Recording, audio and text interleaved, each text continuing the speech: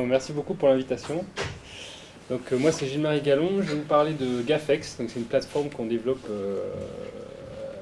avec des amis, il faut le dire, qui s'intéresse à la valorisation des échecs scientifiques.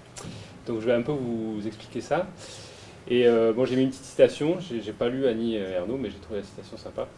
Donc, elle nous dit qu'elle croit davantage à la fécondité de l'échec qu'à celle de la réussite. Et c'est vrai que je pense que c'est quelque chose qu'il faudrait implémenter un peu plus dans nos pratiques. Moi, je ne suis pas académicien, je suis dans le privé, mais j'ai fait un passage, donc j'ai fait une thèse de sciences à Montpellier.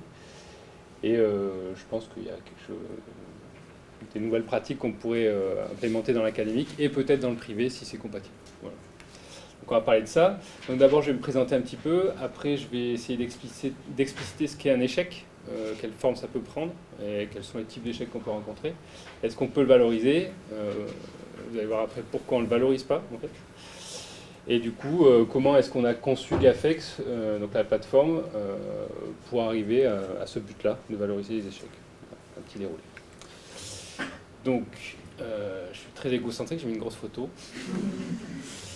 Juste, je voulais détailler mon parcours. Donc, j'ai un parcours un peu sinueux. J'ai fait un DUT, une licence pro, un master, avec à chaque fois des passages en industrie. Plutôt dans l'industrie pharmaceutique, mais également dans la Saint-Gobain, c'est un groupe qui fait des matériaux pour le bâtiment.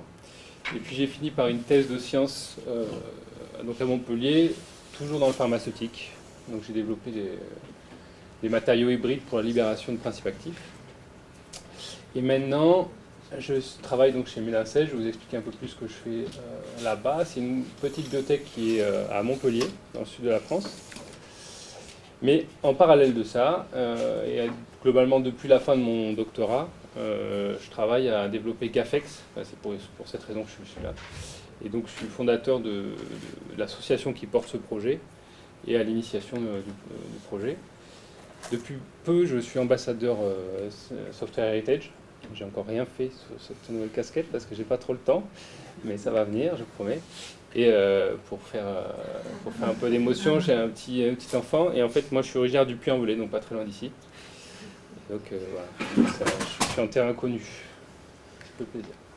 Donc pour revenir d'abord sur l'entreprise, si ça vous intéresse, c'est très rapide.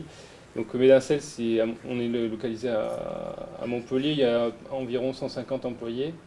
Et notre but, c'est de reformuler des principes actifs, donc des médicaments, en gros de les génériquer, mais sous une nouvelle forme galénique qui va autoriser la libération prolongée des principes actifs. Donc plutôt que de prendre des traitements journaliers et systématiques, on fait une injection unique qui permet d'assurer la libération dans le temps de la drogue.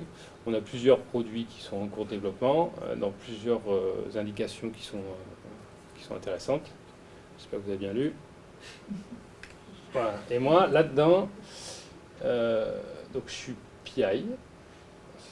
Voilà. Je sais pas trop ce que ça veut dire, mais et je me focalise, mon travail c'est sur la forme cristalline des principes actifs. Donc dans une drogue, vous avez souvent le matériau sous forme cristalline.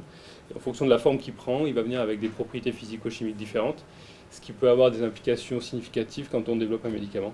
Donc moi, je viens pour assurer que ces propriétés physico-chimiques sont en adéquation avec ce qu'on veut faire pour le médicament. Voilà. Et du coup, à côté de ça, donc, je suis président et fondateur d'une association qui s'appelle Science on Chain et qui développe Gafex. Donc je ne sais pas si vous voyez un petit poster, c'est le même dehors, si vous voulez le voir après à la sortie, je l'ai affiché là-bas. Donc on est une asso, globalement on est bénévole et amis de cercle à cercle. Donc on fait ça on développe Gafex sur notre temps libre. On est une dizaine de personnes, un peu plus, ça dépend, c'est un peu mouvement. Et voilà. Donc Gafex, c'est un acronyme en fait, et c'est l'acronyme de Gathering of Fundamentally Failed Experiment. Donc l'idée du concept de base, c'est de mettre en place un outil qui va permettre d'attester qu'un échec est fondamentalement un échec, c'est-à-dire qu'il n'y a pas de raison de continuer ou de reproduire une telle ou telle manipulation parce que la science ne l'autorise pas. Donc, après, ça déborde un peu, mais le fondement du principe, le principe. Donc d'abord, qu'est-ce qu'un échec? Alors j'ai repris une publication, Dissimulate or Disseminate, par Marie Hervé, qui est ici. et qui essaye de étudier donc les échecs en sciences dures, pas précédemment, avant de faire sur les SHS. Et ça dit qu'un chercheur obtient un résultat négatif lorsque l'expérience qu'il conduit ne permet pas de confirmer l'hypothèse formulée. C'est une première définition qui est relativement intéressante. Mais en fait, la notion d'échec, quand on creuse un peu, ça rassemble pas mal de concepts différents et connexes qui sont en lien les uns avec les autres. Donc on peut relier ça à la fraude parfois, c'est-à-dire qu'on n'arrive pas à reproduire une donnée qui est dans un papier. Donc est-ce que le papier est legit ou pas? Est-ce qu'il y a une fraude qui aboutit à ce papier-là? Il y a aussi des résultats nuls, non concluants, sous-optimaux. Il y a tout ça vient avec un concept, plein de concepts différents. Et en fait, ça rassemble beaucoup de données de la science qui finalement ne sont pas publiées. Donc c'est assez vaste. Pour donner un exemple, en sciences pharmaceutiques, on a parlé de la recherche clinique plutôt dans la journée. Ce qu'on va essayer de faire, c'est de démontrer qu'un traitement A est supérieur à un traitement B sur une population donnée pour une indication particulière. Et l'échec, c'est il n'y a pas de supériorité. Donc ça, c'est un échec. Donc ça prend en compte beaucoup de patients, une méthodologie très forte, des puissances statistiques importantes, donc c'est vraiment un échec caractérisé. En chimie, ce qui est plus proche d'une échelle plus petite, on peut faire l'hypothèse que A réagit avec B donne C, grâce à tout un bagage bibliographique qui vient, enfin, on ne va pas faire ça pour rien, donc il y a des raisons qui nous poussent à faire cette réaction-là. Et finalement, on obtient D. Donc là, on ne confirme pas notre hypothèse de travail. Et voilà, on peut aussi caractériser ces échecs. Et en fait, à peu près, je pense, c'est que toutes les sciences vont venir avec à peu près leurs notions relatives à l'échec, dans l'idée qu'il y a des moments où on n'arrive pas au résultat qu'on attend dans notre pratique scientifique. J'ai mis la palynologie, la neurobiologie, l'astronomie, les maths. Chaque domaine va venir avec une spécificité, donc c'est assez difficile d'avoir la granulosité suffisante pour caractériser un échec comme il faut.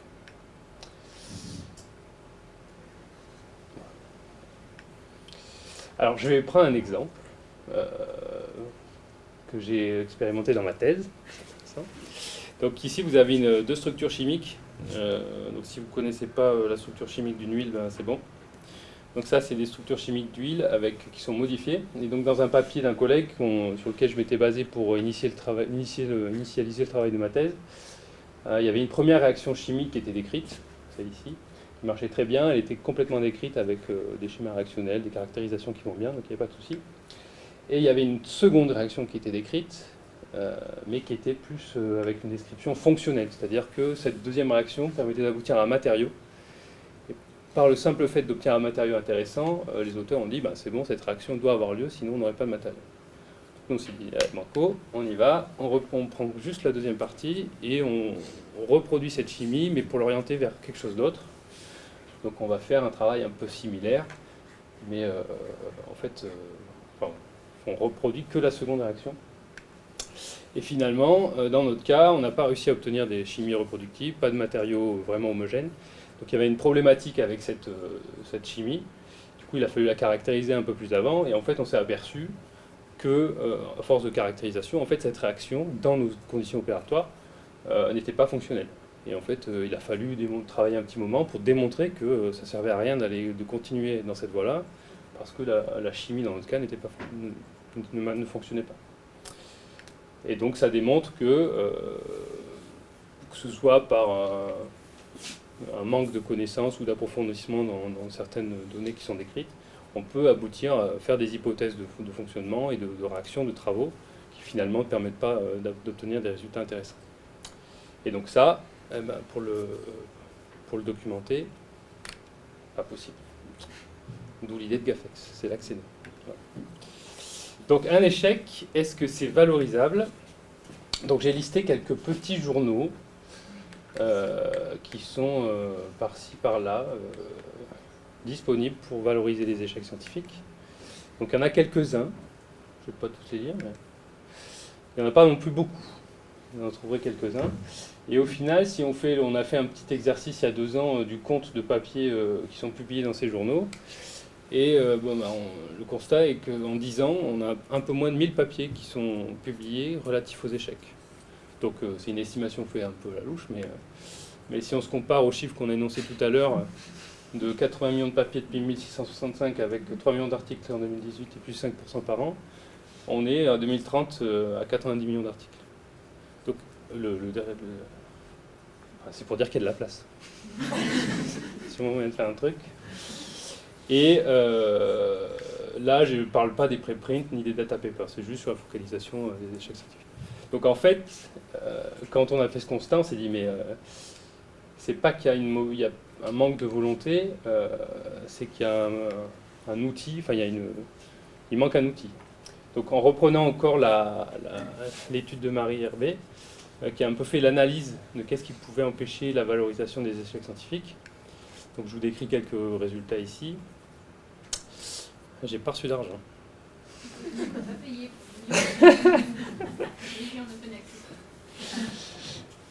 Du coup, sur un échantillon de 310 répondants, des chimistes, physiciens, ingénieurs et des chercheurs en sciences de l'environnement, etc., etc.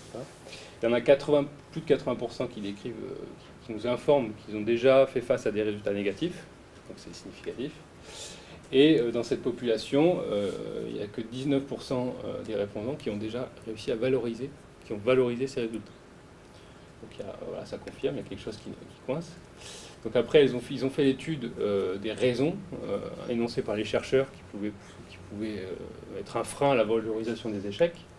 Comme on a dit plus tôt, le temps, c'est un des premiers facteurs. Donc on a un échec, on a déjà passé plusieurs mois à concevoir l'expérience, à la réaliser.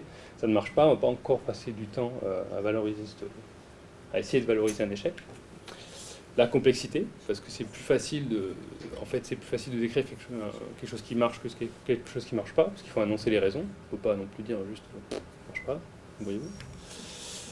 Les modalités, par quel canot on va passer pour valoriser ces échecs. La récompense, c'est comment est-ce qu'on va motiver les chercheurs à aller nous informer de leurs trouvailles en termes d'échecs scientifiques. C'est quand même pas... En termes de réputation, c'est pas forcément sympathique. Et le dernier, c'est l'intérêt scientifique. Donc il faut le lire un peu dans l'autre sens, c'est que pour les chercheurs, c'est pas une question d'intérêt scientifique les échecs. Il y a un intérêt majeur de valoriser les échecs scientifiques, mais avant, il faut résoudre les problématiques de temps, de complexité, de modalité et de récompense. Et à ça peut s'ajouter forcément, c'est un peu le thème de la journée, le coût financier. Donc c'est de remobiliser des ressources. C'est l'intérêt aussi, c'est de ne pas refaire des manipulations qui ont déjà été faites et donc de remobiliser des gens. Il y a ce que je disais tout à l'heure, la perte de prestige. On associe un nom à quelque chose qui ne marche pas. Donc dans le modèle de réputation actuel dans lequel on baigne, ça peut être problématique. Et aussi, quelque chose qui est souvent énoncé, c'est la confidentialité.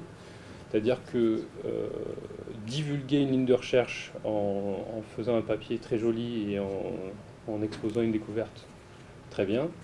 Mais divulguer sa ligne de recherche en faisant des choses qui ne marchent pas et informer d'autres laboratoires potentiels, d'autres concurrents qu'on travaille sur telle ou telle thématique, c'est un souci. C'est un frein supplémentaire à la valorisation des échecs. Donc, partant de ça, on peut se demander quel pourrait être l'outil, enfin, quelles devraient être les propriétés de l'outil qui permettra de valoriser les échecs. Donc là, si vous avez d'autres idées... Donc, d'abord, répondre au temps. Le temps, la problématique du temps en termes de dépôt et de revue de l'expérience. Ensuite, le coût. Il faut que le service soit accessible. Il ne faut pas payer pour déposer du contenu. Et puis, si on doit payer un abonnement pour voir des choses qui ne marchent pas, ça ne va jamais marcher. On ne va jamais y aller. Il faut un référencement. Il faut répondre, donc je répète un peu, mais il faut répondre à la problématique de la ligne de recherche et du prestige, donc garder une forme de confidentialité. Il faut que les données soient opposables, c'est-à-dire qu'elles soient là, qu'on puisse aller les consulter et les vérifier. Il faut un système de revue qui soit transparent aussi, il faut que ce soit documenté. Il faut répondre à la problématique de l'avancement des chercheurs quand ils vont sur cette thématique. Il faut que le processus soit robuste, surtout dans la révision. Il y a aussi une dimension caractérisation des données, c'est-à-dire qu'aussi on peut, sur la plateforme, caractériser les données, en fait, voilà. C'est un plus significatif. Et aussi, on a rajouté une dimension révision, retrait, modification. C'est plus pour de la modération, vous verrez, mais en gros, ça peut être intéressant, si on soumet un premier papier qui décrit un échec, d'en soumettre un deuxième qui décrit un peu mieux le protocole pour répondre à des problématiques qui ont été identifiées après coup. Puis encore un troisième, puis encore un cinquième, et puis on arrive soit à une réussite, soit vraiment à un échec caractérisé en disant, bah là, on a vraiment fait beaucoup d'itérations pour essayer de résoudre et d'arriver par exemple à une chimie intéressante, mais ça coince toujours. Donc on fait des couches de publication. Donc voilà, ça c'était le constat. Maintenant on arrive à GAFEX. Donc encore une fois, le but c'est de valoriser les échecs, de trouver la modalité qui va permettre aux scientifiques d'aller poster des données et des échecs pour faire avancer la science plus vite. Et vu autrement, c'est pour faire passer ce ratio à 19% à 80%. On inverse la tendance. Donc pour ça, ceux qui sont au travail, c'est l'association, donc je vous le décris un petit peu mieux. Donc on est un certain nombre de bénévoles, on fait les graphismes, on a du dev, on est back-end, front-end, enfin voilà, c'est tout un réseau. Et pour un peu d'histoire, on a démarré en 2017, donc ça commence à faire un moment. Donc on avance à pas de tortue. Mais on est tous bénévoles, donc on fait ça un peu comme on peut. Et donc on est maintenant presque à avoir une première version finalisée toute belle, qu'on aimerait mettre en service dans l'année, et tester et mettre en service dans l'année. Au niveau communication, bon. Alors ça c'était marrant, je sais pas si vous voyez. Bon. En fait, la première visibilité de GAFEX a été à un prix Fondation de France, le prix des clics jeunes. Et en fait, c'est moi qui ai posé le dossier et j'habitais à cette époque-là dans le Cantal. Et donc, Cantal, Déclic Jeunes, Fondation de France, wouh. Quand je décrochais le téléphone, je dis non, mais je suis pas de là, moi. Ah bon. Voilà, et après, un peu plus sérieusement, on a publié dans la VDF une émission Grand Labo, je ne sais pas si vous connaissez, qui s'intéressait spécifiquement aux résultats négatifs. Et on commence à communiquer autour de ça, parce qu'on est presque à avoir l'outil, donc c'est pour ça que je suis ici. On commence à essayer de trouver des gens qui veulent bien s'agréger à notre démarche, des testeurs, des gens intéressés pour nous donner leur avis. Donc on commence à communiquer autour de GAFEX. Donc finalement, vous allez voir qu'on va essayer de répondre à tous ces éléments, sauf la question de l'avancement. Ça c'est plus un truc culturel, de faire sauter le tabou qui dit que en fait l'échec c'est pas bien et que il n'y a que les publications dans Nature qui valent le coup. Données opposables, on n'est pas encore tout à fait dedans, c'est-à-dire que pour l'instant on va s'intéresser à des données qui sont mises en forme. On ne va pas entreposer des données qui peuvent être très lourdes dans des disciplines particulières. Ça on mettra un peu plus après. Et pareil pour la caractérisation, ce sera plus un second temps. Mais on a essayé de répondre à tout l'ensemble du cahier des charges pareil. Donc, maintenant c'est plus intéressant. Comment on fait? Donc pour répondre à la problématique de la ligne de recherche, GAFEX focalise sur des expériences uniques, donc juste un bloc unitaire dans une ligne de recherche plus large. En chimie, je reviens à la chimie, c'est vraiment la réaction A plus B égale C. Donc on peut décrire une réaction sans dévoiler toute la contextualisation qui est autour du projet. Pour le gain de temps, on va rentrer sur la plateforme par des formulaires et qui vont après mettre en forme automatiquement le contenu et le poster en ligne directement. Donc il n'y a pas de process éditorial qui sous-tend le fonctionnement de la plateforme. Donc là, c'est automatisé, ça doit aller vite. Et ces points impliquent que nous, on a des coûts très réduits et on peut mettre en accès libre la plateforme. On est en train de développer, on propose un système de revue vous allez voir qu'on va essayer de développer au maximum, ce sera au cœur de la démarche. Mais en gros, le chercheur pose son résultat négatif, le met à disposition, et il est tout de suite disponible, un peu comme un préprint, et à l'évaluation. Et ensuite, c'est le lecteur qui vient consulter l'échec, qui peut se faire un avis avec des indicateurs, si ce qui est décrit ici est pertinent ou non. On a un peu renversé la vapeur, c'est pas une revue va pas modérer la revue à base d'un système éditorial qu'on ferait. Et enfin, il y a une partie modération, pour éviter que ce soit, vu que c'est une plateforme ouverte. Donc une modération, bon, j'ai mis référencement, c'est un peu exagéré, mais déjà par un ORCID, donc c'est des chercheurs qui s'inscrivent, c'est pas à tout le monde. Et la consultation est gratuite et ouverte, mais dès qu'on commence à interagir sur la plateforme, on met en place cette modération. Ce que je disais tout à l'heure, c'est la possibilité de réviser et de remettre des couches d'expérience. Et la mise en réseau en disant que voilà, si on a une visibilité entre chercheurs, on crée un commun sur l'outil, et ça permet d'éviter de partir dans tous les sens. Alors, on peut le lire autrement. Si vous voulez un tableau, encore une fois, j'insiste, mais en gros, il y a des problématiques, que ce soit en termes pour les chercheurs, pour les institutions ou pour les plateformes, et on a essayé de répondre un peu à tous ces trucs-là. Voilà un petit peu à quoi ça pourrait ressembler. Donc ça, c'est une maquette, on s'approche à peu près de ça. Donc on arrive directement sur une page qui décrit donc des expériences. Et l'intérêt, c'est d'avoir accès à des échecs, 1, et 2, d'avoir accès à une évaluation d'entrée de jeu. C'est-à-dire que, à la consultation, si on retrouve les mots-clés qui nous intéressent, on peut ouvrir une expérience et savoir si les lecteurs qui ont déjà consulté cette expérience sont intéressés ou pas, ou estiment que l'échec qui est décrit ne présente pas de biais méthodologique majeur. Si c'est ouvert, ça veut dire qu'il n'y a pas d'erreur particulière et qu'on peut avoir confiance dans les données qui sont décrites. Et du coup, si on a rencontré le même échec, on peut se dire, bon, ça commence à être costaud. Voilà, après c'est classique, hein, on met en forme. Et après, le système de revue version 1. Donc tout le monde, tout utilisateur qui sera logué sur la plateforme pourra consulter une expérience et aller donner son avis en fin d'expérience. Ça, c'est vraiment notre première version. C'est quelque chose sur lequel on va travailler pour implémenter quelque chose de plus pointu. Et là, c'est la première entrée, c'est pour illustrer. Avec du coup, à la fin, en dessous de chaque expérience, des commentaires et des évaluations. Pareil, des visuels pour voir où est-ce qu'on est et faire remonter ou non le poste. J'ai fait une petite présentation sur vous.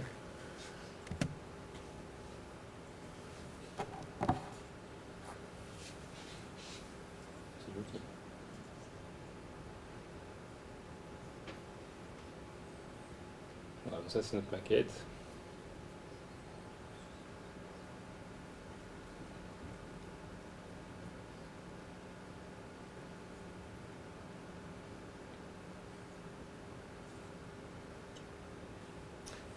Ça ne sera pas forcément affiché tel quel.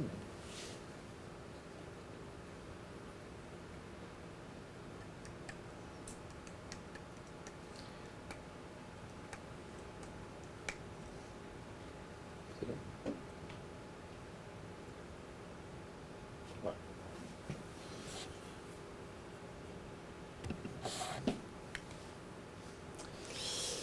Alors,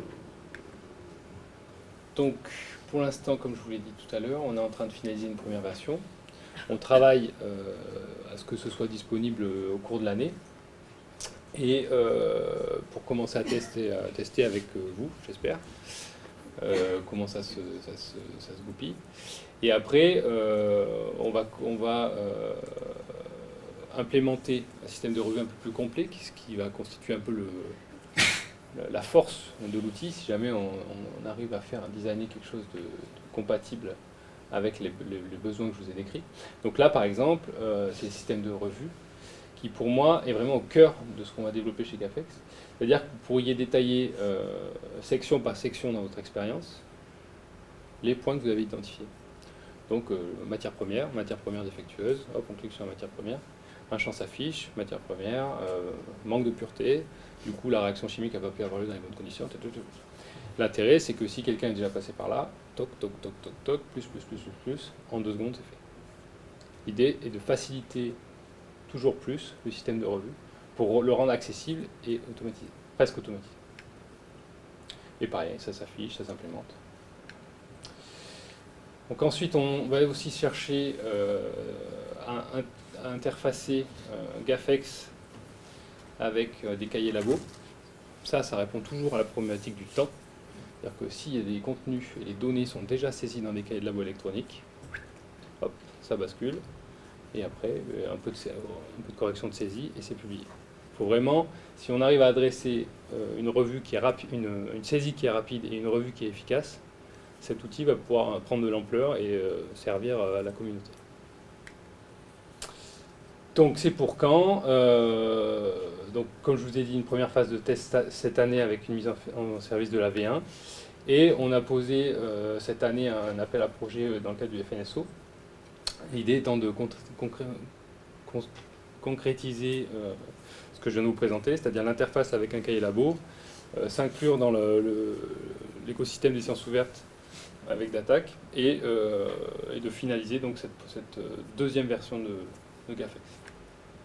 Donc là, le but, donc on a les soutiens ici de l'UGA, du GRICAD et du CBL. Donc c'est pour commencer à s'inclure et à monter en visibilité, à avoir des chercheurs, des testeurs et à commencer à mettre du contenu sur cette plateforme. Donc c'est pour bientôt. Voilà. Bon, du coup, comme je vous l'ai dit, c'est une plateforme qui est soutenue par une association, développée et soutenue par une association, Science on Chain. Donc l'idée, c'est, si vous voulez vous investir avec nous, vous pouvez adhérer, participer à des réunions, donner votre avis, participer à des tests, en parler autour de vous. On a besoin de ressources en développement, mais aussi institutionnelles pour s'étendre, pour avoir des retours du terrain et pour faire une plateforme qui ait du sens et qui soit compatible avec ce que les chercheurs ont besoin. Je n'ai pas dit, mais on va se focaliser d'abord sur la chimie parce qu'on a des compétences en chimie dans la structure. Et après, ça va s'ouvrir, donc il va falloir toucher plus de monde et se déployer. Voilà, je ne sais pas si vous avez des questions.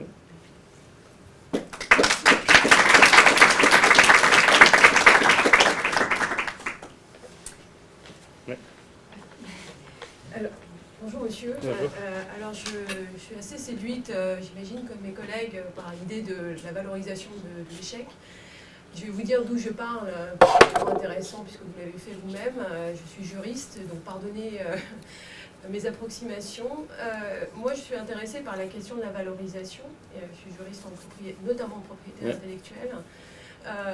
Vous avez dit que vous contextualisiez justement pour éviter les divulgations qui pourraient remettre en question un futur dépôt de brevet éventuellement.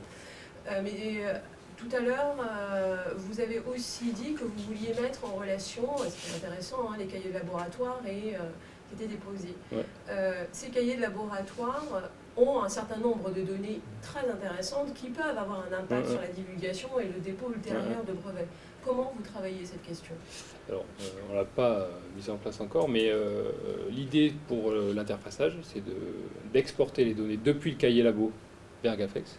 Et au moment de l'export, le choix des métadonnées, on peut tout à fait choisir, sélectionner les métadonnées qui vont partir. Ben, c'est le chercheur. D'accord. Voilà. C'est lui qui choisit de savoir ce qu'il va amener à... Après, qu'est-ce qui pourrait être bloquant? Parce que s'il y a le nom du chercheur...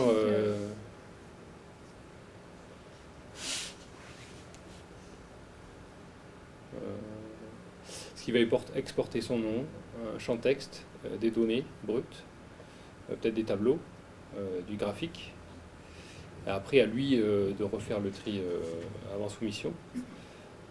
Mais on n'est pas obligé de tout exporter. Ça dépend comment le cahier labo est designé, je pense. Mais l'idée, c'est de faire un package de métadonnées, de le sortir du cahier labo. Donc ça, c'est à designer des deux côtés, je pense. Pas rentrer trop d'infos dans le package de métadonnées qui va sortir. Et aux chercheurs, dans la relecture, de vérifier qu'il n'y ait pas de données sensibles qui sortent.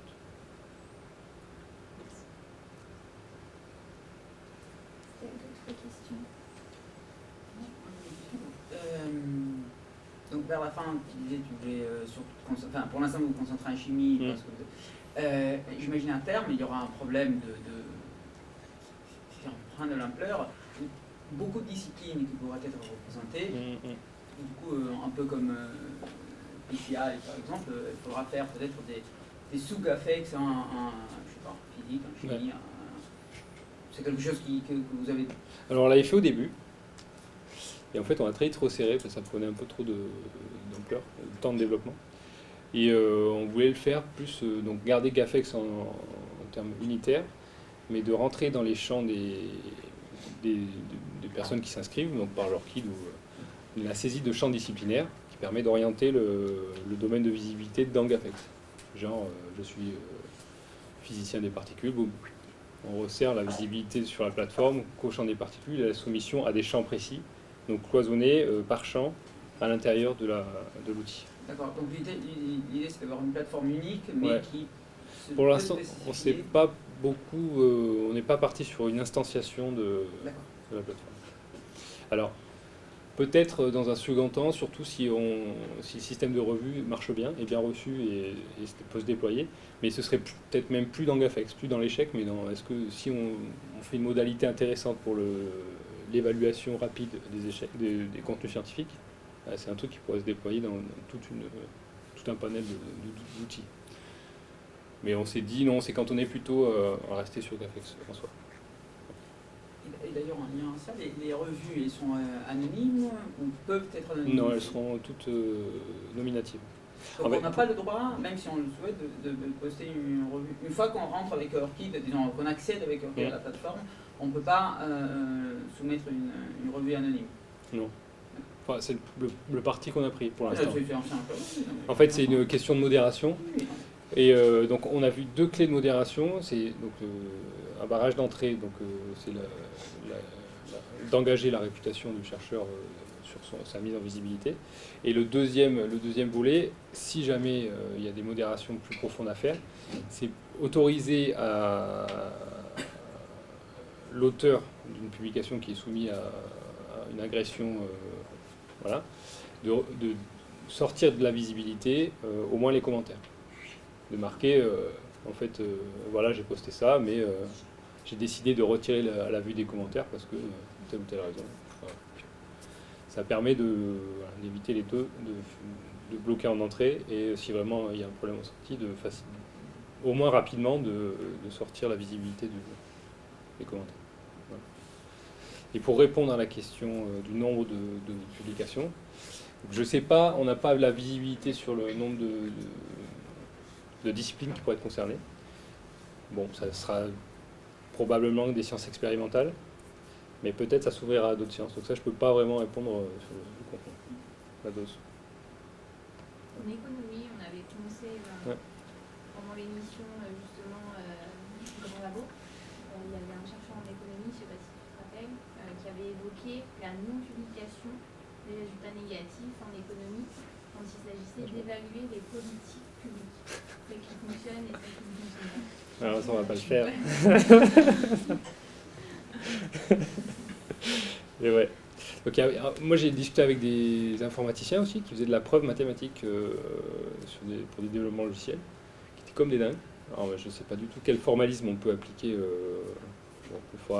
L'idée ça va être avec l'association d'être un support pour agréger des gens qui vont venir avec une expertise et des besoins et de concevoir les segments petit à petit en fonction de ce qu'il y a besoin. Voilà, en se basant sur le corps qui sera là, qui sera développé et à disposition. Voilà. Une question, le problème d'attirer des gens pour faire des commentaires, c'est un peu aussi des initiatives comme PCI, où tout le monde peut évaluer des publications. Le problème, dans les revues traditionnelles, il y a les éditeurs qui vont chercher des rapporteurs et qui vont les tanner pour qu'ils fassent le rapport. Ne font pas. Là, il faut attendre que y ait des gens. Et tu pourrais imaginer qu'il y ait certains cas où les gens s'emballent et il y aura 200 commentaires. Et des fois, c'est présenté comme c'est plus démocratique, tout le monde peut donner son avis, et c'est vrai. Mais que faire des cas qui n'intéressent personne? Donc, il y a un petit jeune qui n'est pas connu pour attirer des gens pour commenter son travail, ou un vieux qui n'est pas connu. Alors, il y a plusieurs. Donc, il y a toujours un peu cette double aspect. C'est plus ouvert, plus facile, mais comment faire en sorte que tout le monde s'y retrouve et que ce ne soit pas que ceux qui sont déjà très en vue attirent encore plus de commentaires. Il y a plusieurs réponses à ça. Déjà, faire une revue d'un papier classique de format 8-10 pages, c'est chiant. Enfin, c'est long, ça prend du temps. Quand on s'y met, on se dit bon allez, hop, je bloque 1 heure, tac. Là, on est sur des formats courts. Le but, c'est de faire des formats courts. Donc déjà, ça adresse une première partie, c'est que ça peut aller, on a un peu l'espoir que ça aille un peu plus vite. Ensuite, on s'est dit qu'on allait faire des stimulations un peu classiques dans le domaine informatique. C'est, vu qu'on est inscrit, coucou, il y a une nouvelle publication dans votre domaine de compétences. Est-ce que vous pourriez passer 5 minutes pour évaluer? Là-dessus, on arrive sur le système de revue qu'on va mettre en place, qui est segmenté section par section, avec des champs pré-remplis pour essayer, encore une fois, d'accélérer le plus possible le formalisme de retour. Donc il faudra toujours consulter et évaluer le travail, mais au lieu de renvoyer un mail circonstancié avec ce sera plus rapidement fait par l'outil qu'on va mettre en place. Si on a du bol et qu'on n'est pas le premier, c'est peut-être déjà documenté les raisons de l'échec, et donc ce sera vraiment en quelques clics qu'on va faire pour donner un peu plus de poids au commentaire qui a déjà été fait sur l'expérience. Pour nous, le nerf de la guerre, c'est vraiment la rapidité d'exécution. Si on a la rapidité d'exécution sur un format court, on a un bon espoir que ça soit bien reçu par les utilisateurs. Voilà. Bon, après, si on a 3 personnes sur la plateforme. Mais bon. Et encore un dernier commentaire. En ayant discuté avec PCI, par exemple, ils voyaient que pour eux, la valeur numéro 1 de cette plateforme, c'était déjà la mise en exposition d'un échec. Et puis la revue, si on arrive à le faire, c'est un plus significatif, mais déjà la mise en lumière d'échec est déjà une plus-value, quelque chose d'intéressant. Voilà. Quelles sont, c'est une question, je suis complètement en dehors de ces disciplines, mais quelle peut être la nature d'une évaluation d'un échec? C'est-à-dire la personne qui va commenter le raisonnement, la raison de l'échec, contribuer à la réflexion, dire de toute façon votre raisonnement n'était pas bon depuis le début. Il peut y avoir plusieurs. Ça peut être très versatile, sincèrement. Après, si on prend une hypothèse que les gens travaillent quand même bien, il y a un raisonnement logique qui les amène à faire une manipulation. Et si on n'aboutit pas, c'est soit que la réaction n'est pas possible, donc normalement la revue n'aboutira pas, soit qu'il y a une erreur de manipulation ou un process opératoire qui n'a pas été envisagé. Et du coup, c'est du factuel. Par exemple, j'ai énoncé la pureté, c'est un taux d'humidité dans telle ou telle réaction, c'est une surface qui est mal polie, enfin, ça peut être plein de choses différentes. Donc pour moi, c'est factuel. Sachant qu'il peut aussi y avoir des biais méthodologiques, mais ça pourrait être décrit tout à fait dans chaque section. Voilà.